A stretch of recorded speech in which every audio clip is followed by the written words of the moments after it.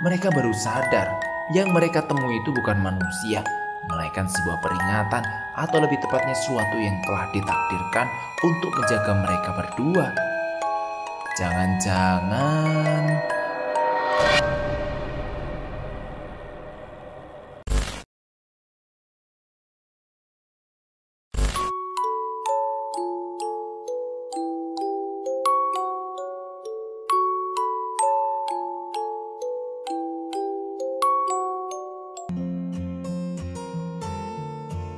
Assalamualaikum warahmatullahi wabarakatuh.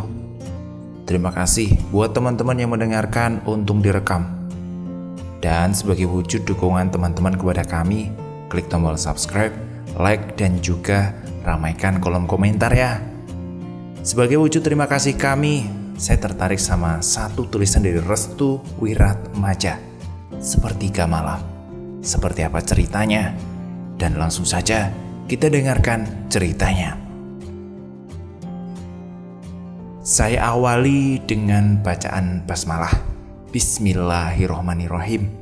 Semoga apa yang saya sampaikan tidak mengganggu dan menyebarkan bayang-bayang ketakutan bagiku, kamu, atau semuanya yang mendengarkan treat ini. Saya menceritakan poin penting dari treat Sepertiga Malam ini. Kaitannya akan mengacu pada ranah diri kita sendiri. Tepatnya Brebes 2010 lalu, di saat menyebarnya isu terkait adu domba antar daerah. Banyak para warga yang menutup diri agar tidak ikut campur di dalamnya. Kenalin, nama saya Ilham, nama samaran ya. Saya asal Brebes. Saya akan menceritakan tentang pengalaman pahit namun berharga. Tapi menurut catatan pengalaman saya sih, sebenarnya ini pengalaman pribadi saya mengenai dibalik Sepertiga Malam. Kalaupun kalian percaya atau tidak, silahkan saja. Kalau mungkin ada kritik dan saran, langsung saja komentar.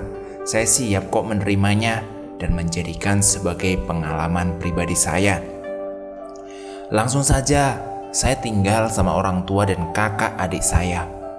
Tapi hari ini mereka memang gak ada di rumah. Kakak saya lagi ada tugas di luar kota, sedangkan orang tua dan adik saya gak ada di rumah juga. Ya, alhasil saya disuruh jaga di rumah sendirian. Saya tinggal sama orang tua dan kakak adik karena saya juga orangnya penakut, tapi sebenarnya idealis sih. Nggak ada hak juga kalian percaya atau tidak soal ini. Setiap orang mempunyai langkah keinginan dalam berpegangan. Saya waktu itu ngajak teman. Saya sebut saja namanya Salman. Dia teman dekat rumah saya juga. Kita kalau ngumpul memang selalu berdua. Habis di desa, saya banyak banget anak-anak keluar kota, tapi sok gaul gitulah. Menurut saya, jamet banget kalau kayak gitu. Alhasil saya ajak Salman ke rumah. Dan kita kalau main emang berduaan saja. Gini nih, kalau jomblo aku suruh jaga rumah, yang dijadikan rumah itu sebagai istana imajinasinya. Malam itu lebih tepatnya bulan purnama, dan bulan menampilkan diri, tampilkan aura cantiknya ke angkasa. Menurut saya, purnama itu seperti memberikan ketenangan dan juga kenyamanan bagi saya. Tapi purnama juga dikaitkan sebagai awal mula para demit mulai bermunculan. Man, Salman, saya kok udah ngantuk ya. Oh ya, jangan lupa bangunin saya tepat jam 2 ya. Saya mau sholat tahajud nanti. Ya, gitu doang udah ngantuk loh. Maaf Man, maaf. Ya sudahlah, pokoknya kamu baik-baik aja ya. Entar takutnya Mbak Kunti ngejer lu. Si Ilham nakut-nakutin. Dalam isu kuntilanak mengganggu di malam hari, memang di desa kita waktu itu sempat kena teror kuntilanak. Ya jadi kita merinding juga nyinggung itu. Palingan juga itu kuntilanak bohongan. Mana ada dia datang kemari terus gangguin kita. Apalagi lu kan ahli ibadah ya kan? Ya sudahlah, terserah lu aja. Saya tidur dulu. Jangan lupa itu gerbang dikunci. Iya ya bos, iya. Santai aja mah. Ilham tertidur sambil menunggu waktu sepertiga malam tiba. Sedangkan si Salman, dia asik push rank biar ada kegiatan yang mendukung. Salman yang terus-terusan ngegame lama-kelamaan menjadi sangat bosan. Dia pun ingin keluar malam, tapi kasihan juga si Salman yang sudah tertidur itu. Dan akhirnya dia pun ngeliat-ngeliat rumah warga dari depan rumah Ilham. Waktu itu sudah pukul 1 pagi, namun dia masih belum ngantuk. Mungkin efek kopi, menurutnya sih. Ketika dia melihat sekeliling rumah, dia mendapati seorang sedang berdiam diri di atas pohon mangga dari kejauhan. Dia kira itu layangan, tapi mengapa bergerak-gerak seperti tertiup angin ya? Padahal tekanan angin kala itu hanya sebatas hembusan biasa. Apa ya itu? Masa sih itu layangan? Oh iya, mungkin layangan itu. Nalurinya ingin mendekati, namun perutnya mulai keroncongan. Dia pun membatalkan diri dan akhirnya dia kembali ke rumah sekaligus menutup gerbang rumah. Sosok yang di pohon mangga itu turun, lalu terbang menuju rumah Ilham. Sepertinya eksistensinya sudah dirasakan oleh manusia, sehingga ada iming-iming ingin menjahili manusia itu. Kebetulan stok makanan di rumah Ilham sangat banyak, jadi bisa ambil dengan sendiri tanpa mesen GoFood. Salman mulai memasak mie dan telur untuk mengganjal perut karetnya. Ketika dia sedang memasak, dia merasakan ada aura yang tidak enak di dalam rumah itu. Padahal dia hanya sendiri loh. Salman hanya bisa memandangi sekitar dapur tempat dia memasak mie, karena Salman ini orangnya idealis. Semuanya dianggap positive thinking. Setelah selesai, dia menuju kamar dan mendapati Ilham masih tertidur dengan nyenyak. Salman melihat jarum jam, teringat dia harus membangunkan Ilham untuk menunaikan sholat tahajud. Ilham, bangun. Katanya kamu mau tahajud, udah jam 2 ini. Beneran udah jam 2? Iya, yaudah sono sholat. Kamu makan apa? Mie, saya ambil di dapur tadi. Lagian kagak ada makanan lain. Ya sudah, ambil ini aja. Iya gak apa-apa. Kamu hidup di rumah seminggu lagi bakal baik tuh gizi. Anjir, jantenan kalau kamu itu. Ya sudah dah, sekono sholat kamu. Iya ya. Ilham pergi ke kamar mandi. Saat itu dia masih belum full konsentrasinya. Jalannya agak sempoyongan.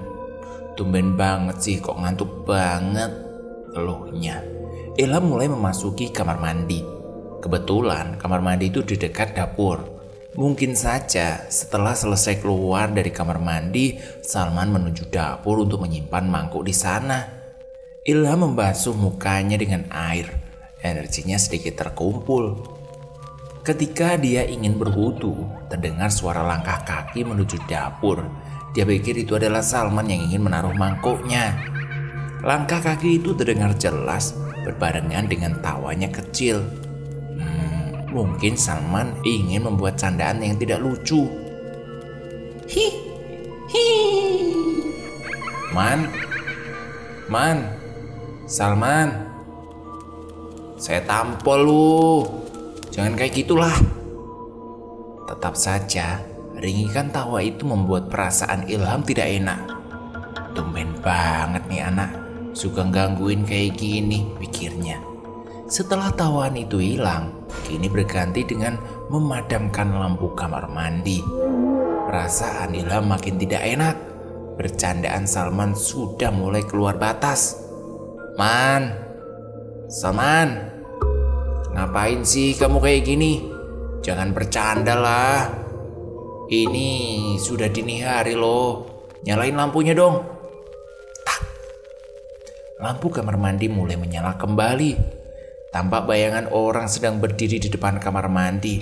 Ilham meyakini itu Salman tidak mungkin se-creepy ini.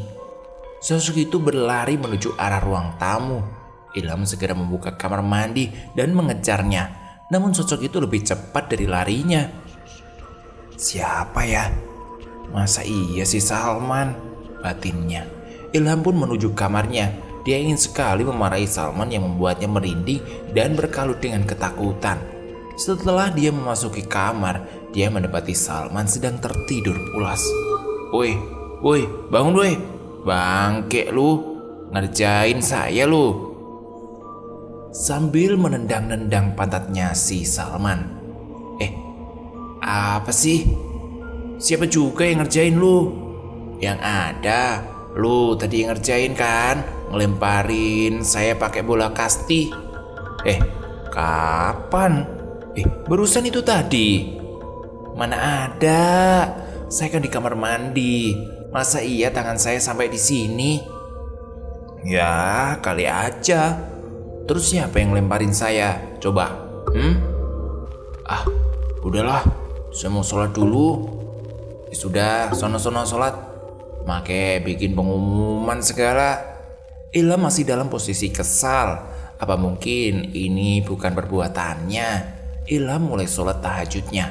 Dia meyakini ada sesuatu yang mengganjal di dalam rumahnya. Entah apapun itu, dia tetap curahkan kepada Tuhan. Allahu Akbar. Dia mulai sujud. Haturkan sembah hidupnya pada Tuhan, meyakini bahwa Tuhanlah maha dari segalanya. Allahu Akbar. Tahiyat akhir di sholat tahajud begitu sangat nikmat. Lelah dan gundahnya terbayar. Tetesan air matanya membasahi pipinya yang halus. Mana mungkin dia akan menahan rasa sakitnya. Perlu diketahui, Ilham ini anak tiri. Dia selalu saja dibanding-bandingkan dengan ibunya, yang merupakan ibu tiri yang kejam dan haus akan pujian dari ayahnya. Sebelum mengucapkan salam, doa ini sangat dianjurkan untuk menghindari fitnah Dajjal. Allahumma inna a'udzubika min azabin nar wa min fitnatin mahya'i wal mamat wa min fitnati masyihid Dajjal. Ilham mengangkat tangannya ke arah langit. Tangisan pun mulai pecah. Tuhan, ampuni segala kesalahan orang tuaku. Dialah yang mengajariku apa arti hidup dan mandiri itu. Ampunilah mereka ya Allah. Ilham mendengar suara ketukan pintu. Mungkin itu adalah orang tuanya. Kok nggak ngabarin ya? Ilham pun mulai membangunkan Salman. Man, bangun. Bokap saya datang. Kok mendadak banget sih? Bentar. Kok gak ada suara mobilnya ya? Kayaknya ini bukan orang tua lu ya? Coba cek deh. Ilham dan Salman menuju pintu depan. Sesaat dia berpikir, mana mungkin di hari seperti ini orang tuanya datang. Ketika Ilham membuka pintunya, dia mendapati seorang nenek-nenek sedang menunggunya di depan. Assalamualaikum, Dok. Waalaikumsalam. Punten, nyari siapa, Nek? Terus nenek kok bisa masuk di rumah saya tanpa izin? Dok, saya kedinginan. Saya bukan orang sini. Perjalanan saya masih jauh. Loh, Nek, mau kemana? Tidak tahu, Dok. Saya sedang mencari penginapan. Mungkin subuh nanti saya lanjutkan perjalanan. Oh, begitu ya, Nek. Di sini aja dulu, Nek. Nanti kita buatkan teh hangat. Oh, terima kasih ya, Dok. Ilham tersenyum, namun Salman masih memandangi nenek itu dengan tatapan sinisnya. Monggo, Duduk dulu, Nek. Sini. Terima kasih, Nduk. Terima kasih. Salman langsung menarik Ilham menuju dapur. Dia mulai tidak jelas. Ham, kok lu bisa menerima orang yang gak jelas gitu toh? Kali aja itu bukan manusia. Lu tahu kan? Gak boleh gitu kamu tuh. Coba lihat, pakaiannya sangat aneh loh. Udahlah, buatin teh dulu. Ilham membuatkan teh untuk nenek itu. Rasanya Ilham ini tipe orang yang sangat halus hatinya. Ilham menghampiri nenek itu sambil menahan dingin. Dok, kamu tinggal sendirian ya di sini? Enggak, Nek. Saya bersama dengan ayah, adik, kakak, serta ibu tiri saya. Oh alah, ibu tiri toh. Sambil memandangi foto-fotonya di dinding ruang tamu. Iya, Nek, iya, ibu tiri saya. Jangan sampai kamu adoh sing Gusti Allah ya, Nduk. Jiwanya bisa merusak orang-orang di sekitarnya. Hah?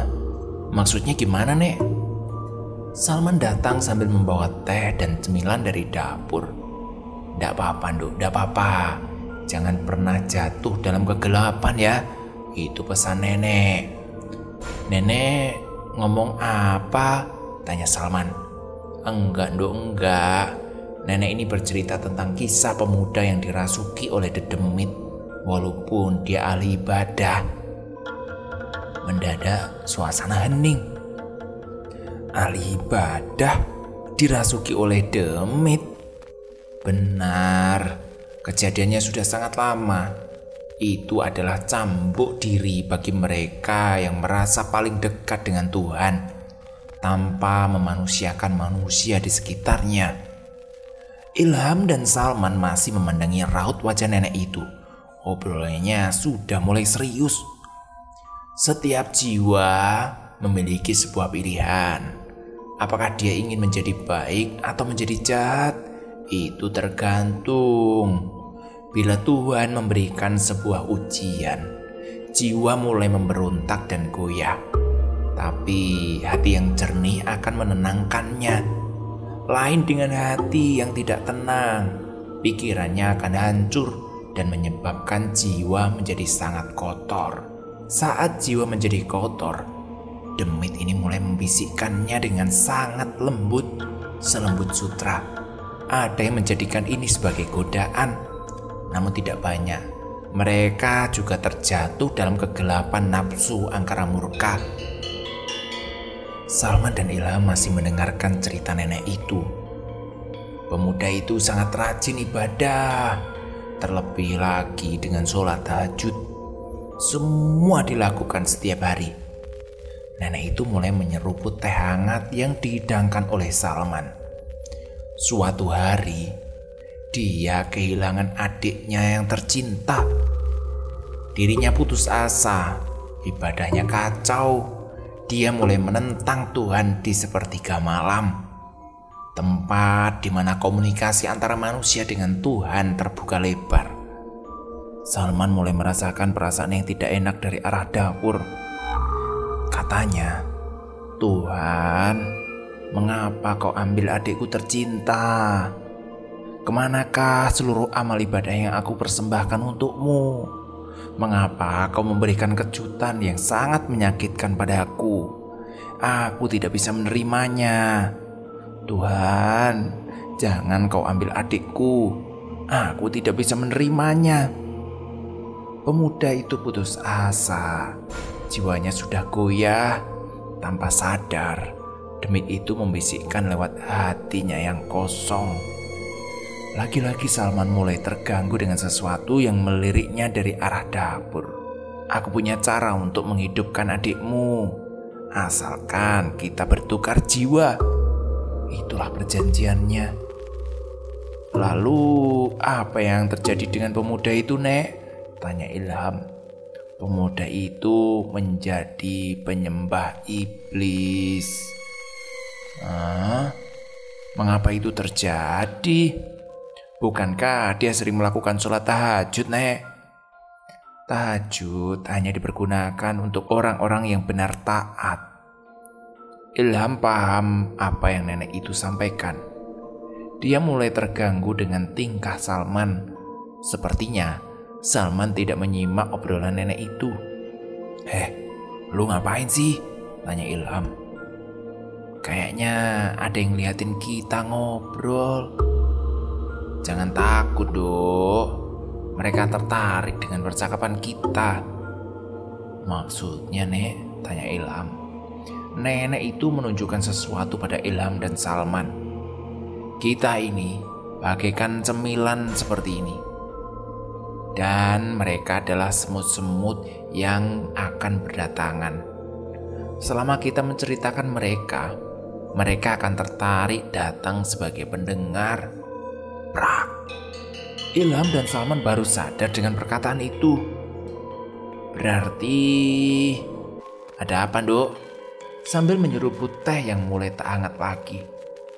Yang mengerjain kami barusan adalah mereka yang ingin menggoda Ilham, Nek. Benar sekali. Sepertiga malam merupakan tempat di mana para malaikat turun. Jika para demit menggoda seluruh manusia, itulah tempatnya. Ilham paham dengan perkataan nenek itu. Ini bukanlah yang pertama kalinya, namun sudah berulang kali Ilham merasakan keadaan yang membuat bulu kuduk merinding secara tiba-tiba. Ya sudah, hari sudah hampir subuh. Semoga kita akan bertemu lain waktu ya, Dok. Pesanku, jangan sampai kamu terjatuh dalam kegelapan. Sambil memegangi dada Ilham. Enggih, Nek, enggih. Nenek, permisi dulu ya. Ilham dan Salman mengantarkan hingga gerbang depan. Hari ini banyak sekali pembelajaran yang ia dapat. Alhamdulillah, kita dapat pelajaran baru, Man. Iya sih, Ham, iya. Ilham berhenti ketika hendak memasuki pintu rumah. Lu tadi ngunci gerbang gak? Tanya Ilham kepada Salman. Ngunci kok. Terus nenek itu, mereka baru sadar yang mereka temui itu bukan manusia, melainkan sebuah peringatan atau lebih tepatnya sesuatu yang telah ditakdirkan untuk menjaga mereka berdua. Jangan-jangan mereka berlari menuju luar gerbang dan menengok kanan kiri, namun yang didapati adalah kekosongan. Besok kita lanjutin lagi ceritanya. Semoga teman-teman bisa mengambil hikmah, bukan malah pada takut sholat malamnya. Terima kasih buat Restu Wiratmaja yang sudah ngizinin ceritanya saya baca. Buat yang belum tahu, kepo, linknya ada di deskripsi. Terima kasih dan sampai jumpa. Assalamualaikum warahmatullahi wabarakatuh.